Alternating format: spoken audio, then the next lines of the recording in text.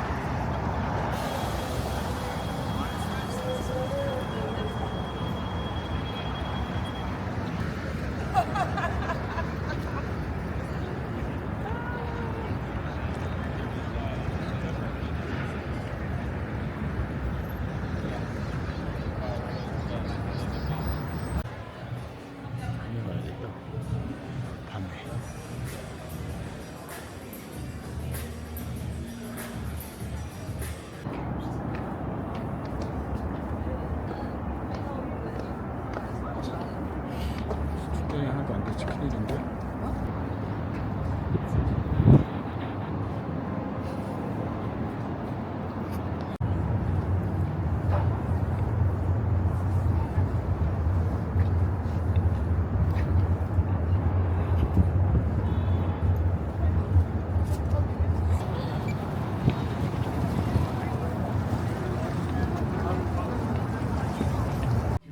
Yourself, bring your personal belongings over the side of the boat. No standing or kneeling to seats or the benches, and absolutely no smoking. It draws inspiration from its surroundings, both natural and constructed.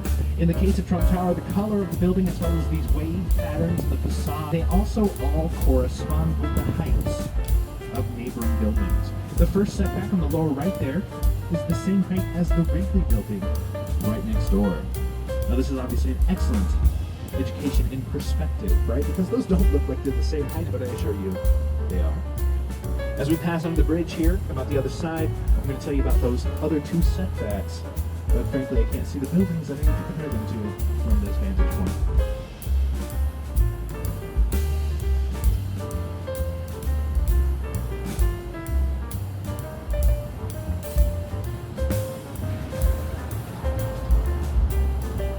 So I'll reiterate, the first setback on the lower right here is the same height as the Wrigley building right next door.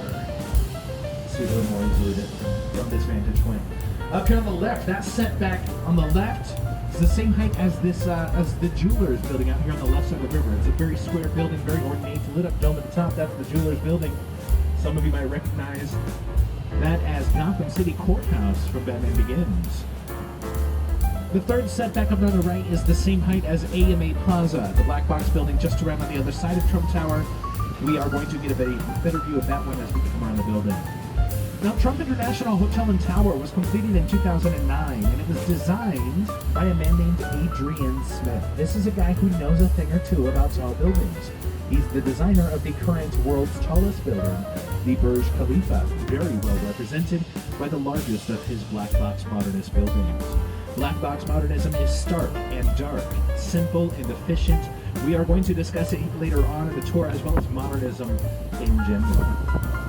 Now, Mies van der Rohe would not see the completion of AMA Plaza, which took place a little over, just a few years after his passing. But he was also a teacher of architecture, and some of his students designed buildings that we're going to see here along the river as well. One of those is right next door. These corn-cob-shaped towers here on the right, these are part of a complex called Marina City, designed by a man named Bertrand Goldberg. Bertrand Goldberg believed that buildings should reflect nature, and in his words, there are no right angles of nature, and so we end up with these curvilinear autonomous towers.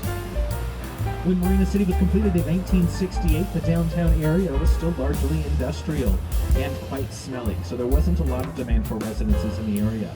Bertrand Goldberg's solution to this was a city within a city. This apartment complex had shops and restaurants, a bowling alley, an ice skating rink, and a cinema, which has since become the Chicago House of Blues.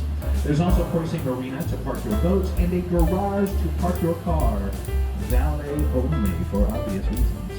Right? There aren't enough suspended tennis balls in the world to give me the confidence to park in my garage. No, thank you. Now, if we shift our attention over to the left side of the river, folks, we're going to highlight a few buildings that I think incorporate time has an interesting architectural quirk, beginning with 77 West Wacker. This and if we move 2 doors down here, we've got this blocky building with those lit up columns along the top there and the short sloped roof. That is the Builder's Building.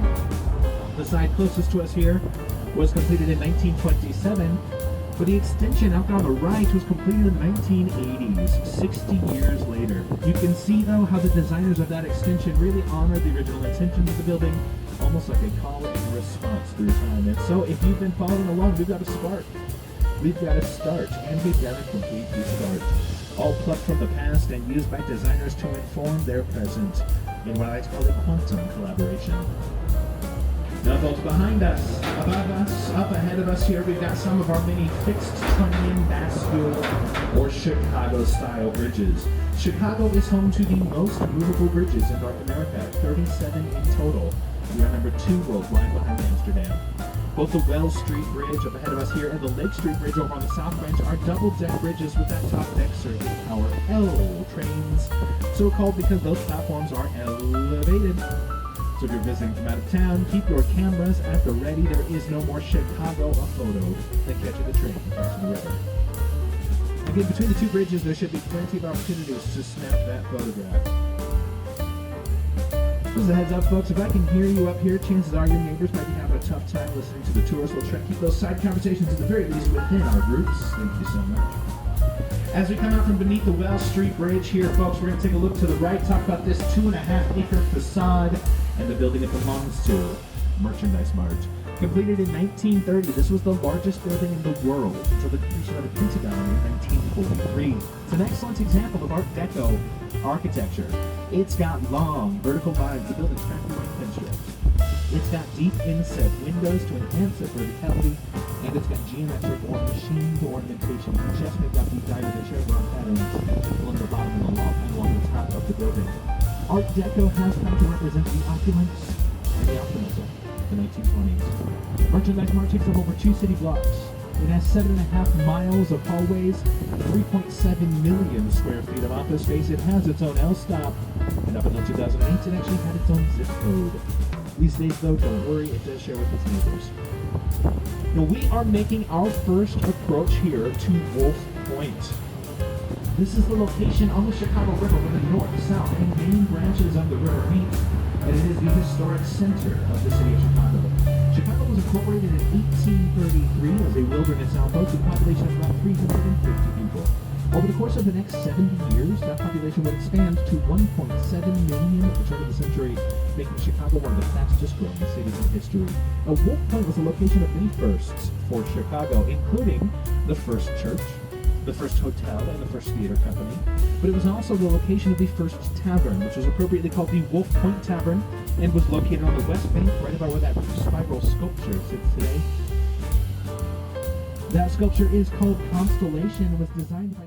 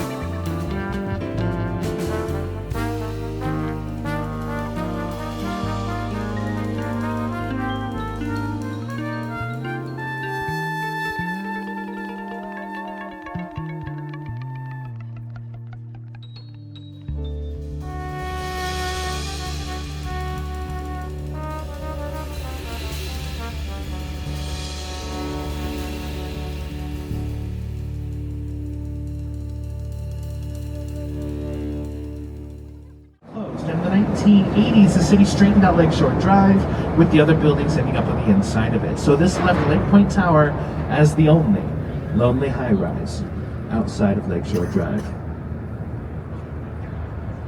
Not a high-rise, but it's got a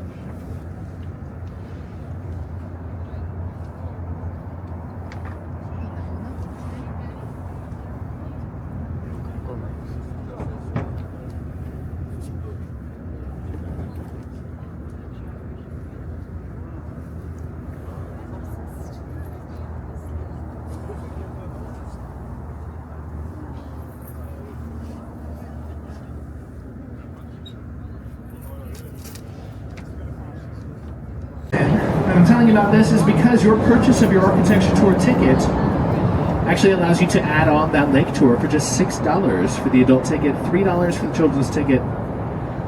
It's like an 80% discount, and you can do that at any point during your trip. It doesn't have to be same day. Talk to any of our ticketing booths anywhere in the city if you'd like to. Check that out. And then, of course, look, it's a little chilly out here, so I do have some indoor recommendations as well. It's all museums. I love a museum. So my first recommendation would be if you were to